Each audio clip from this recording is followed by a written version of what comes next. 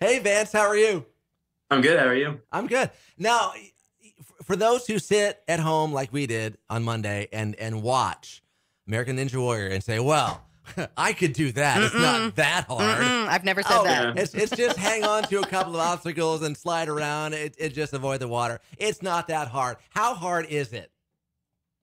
it is much harder than it looks. These guys on the show have been training this professionally. I've been doing it for 9 years now, so it's become a professional sport. Not just guys that have 9 to 5 jobs that are going to train after work. It's athletes that have been doing this their entire lives, and the obstacles look easier because we have gotten so much better over the years. But I don't think a normal person could do more than maybe 3 obstacles on the show now. Now, I know you built a course in your own backyard. Is it still there? And are you Yes. still adding things to it? Because they do change things or evolve them to on the show for the competition because they know people are growing and making their own stuff. Yeah, well, I have a bunch of obstacles at my parents' house up in Atlanta. I live down in Tampa right now, but every time I'm over there, I build even more obstacles. All my tools are still there because I live in a tiny apartment now. So anytime I'm in town, I'm always building stuff. I built wing nuts, an obstacle where you go side to side, and that's over my pool right now. And I have a bunch of stuff in the basement. I have a bunch of stuff in the backyard. So I'm building as much stuff as I possibly can to train. How much time do you have to dedicate to training to compete in this and win this?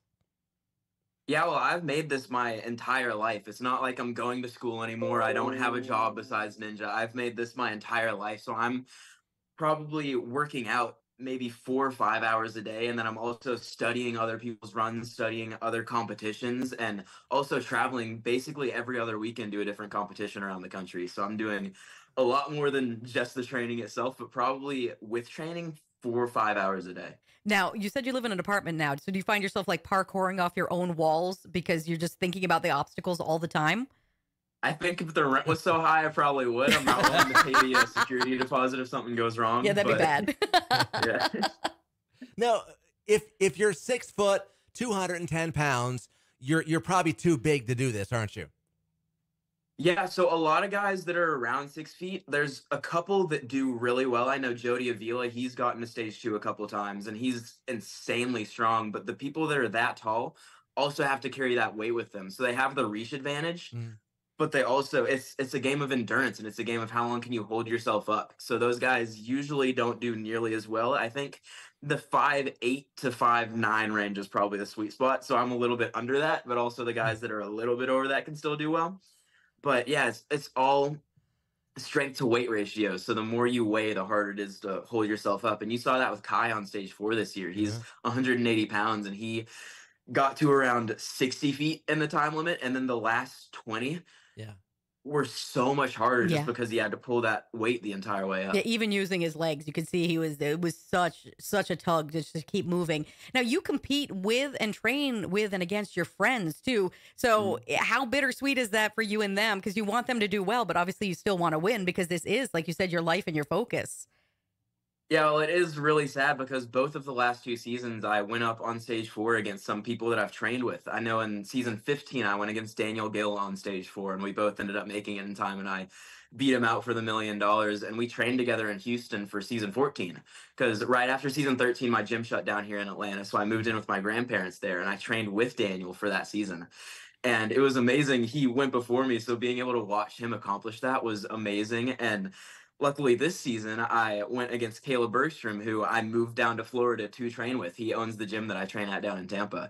So I trained with him for a year and a half for these last 2 seasons, and seeing him also accomplish that was amazing. Luckily this time around I did it first, so I wasn't stealing the title away from somebody else. But yeah, I'm very lucky that the two people that I did beat were people that I was so close to, so there's no bad blood between any of us. So it's definitely really cool to be able to do that with people you've trained with. And speaking of him, he's like aspirational and inspirational. He is such like a cool person to show that there are no Yeah. social norms in this because he's very spiritual. He's very much a family man, but he's Mhm. also very competitive. And watching you guys cheer for each other, and even the shock on both your faces, waiting for that final time announcement, Yeah. you could see it was exciting and like stomach churning at the same time. And he's got his, has he had his youngest is, or no, his baby's due soon, right? A couple of months? He was actually born a couple months ago. Okay, So so this aired right, a because it little would bit have been after it filmed. pre-recorded. So Yes. he's been here for a little bit. Gotcha. So how soon after the show airs does the money show up in your bank account? That is the question. It all depends on what you do. We signed a bunch of contracts saying we Right. have to do a bunch of stuff. So the second I'm finished with all that, I should get it. But we'll see. Now, No, does I have no everybody clue. who's there have to sign kind of a gag order, so to speak, so to not let the cat out of the bag who wins? Because you had some family Yes. support, and obviously so did the other competitors Yeah. too. So people know the end result long before we, the public, do. Yeah. Yeah, there are a bunch of NDAs, and if you break them, there is a hefty check that you have to write. So we are not willing to take that risk. Good call. Now Yeah. you're only 19. You've got, I mean, really a few more years of prime physical condition. How much Hopefully. longer do you want to do this before you say, you know what, that's behind me now. I want to move on. I want to get a whatever job and get a family and all that. At what point are you going to say that I've had enough being the American Ninja Warrior? That is the question. I know there's been 4 winners in the show's history, and I'm 2 of them. The other 2 were both in their 30s when they won. So I could hopefully go on for another 20 years if I'm capable of it. But yeah, it all depends on if the show stays around that Mhm. long, which I'm very much hoping it does, because even if I'm too old to compete, even if I'm too injured to compete, I still want to be part of the show in other ways, whether that's behind the scenes with a camera, whether that's Right. holding up the interview signs, whether that's building the obstacles or commentating or hosting. I want to be a part of this as long as I can be. So I would definitely love to compete, but also this sport is becoming professional athletes, and that's why you're seeing so many of the teens do really well, because they don't have the responsibilities of a job and having to provide Yeah. for a family. So I'm also pretty lucky in that I won early on, so now I have the money to where I don't have to work. So I could train hopefully as long as I possibly can. Now, So, would you like to see something like this turn into like an Olympic style sport? Because, like you said, it's becoming internationally more popular and in just followed. And it is such a regimen that you have to commit to. Do you think it's something that they could add to that? Or would you love to see that in the future? yeah, there's been a lot of speculation that they could possibly be in the 2028 games. I would love to see it. There could be a bunch of different possibilities, whether it's the 4 stages like in Vegas, that could be an insane Olympic sport, or they could have the races like they've had in the semifinals in stage 2 this last few years. But they could also have specific obstacles, like the highest warped wall that you could possibly get could easily be its own sport. They could have the Super Salmon ladder and have a certain amount of rungs, and the fastest time on that wins gold. There could be so many different possibilities. It's going to be very interesting to see if they actually do that. But if they bring the Super Salmon ladder, I'm definitely coming for the gold. Absolutely. If you're younger and want to start and compete down the road, first, what age do you think is ideal to start training? And then second, what do you start doing first? What part of your body do you work on, and what do you do? That's a good question. So I started when I was 10 years old, but a bunch of people are starting way earlier than that now. I know there's a little kid in Tampa. He was 7 when he started training, and he has like 2 million followers down there, and he is just insanely good. So it'll be very interesting to see when he's old enough to be on the show. Can he keep that? Because when you start training a little bit later, your body is more developed and you don't change too much. Like I've grown maybe 2-3 inches since I was 13. So I have like a mostly similar body to back then. So it'll be very interesting to see if those super young guys can hold that up long enough to still be that good when they're on the show. So I think starting when I was 10 was very good for me, because by the time I was 13, I had started getting the hang of it. And then that's kind of when I was already fully grown. That's when I was a little bit more developed, and I'd already started getting my base at that point, and I could just really grow from there. What's more important, upper body or lower body to this?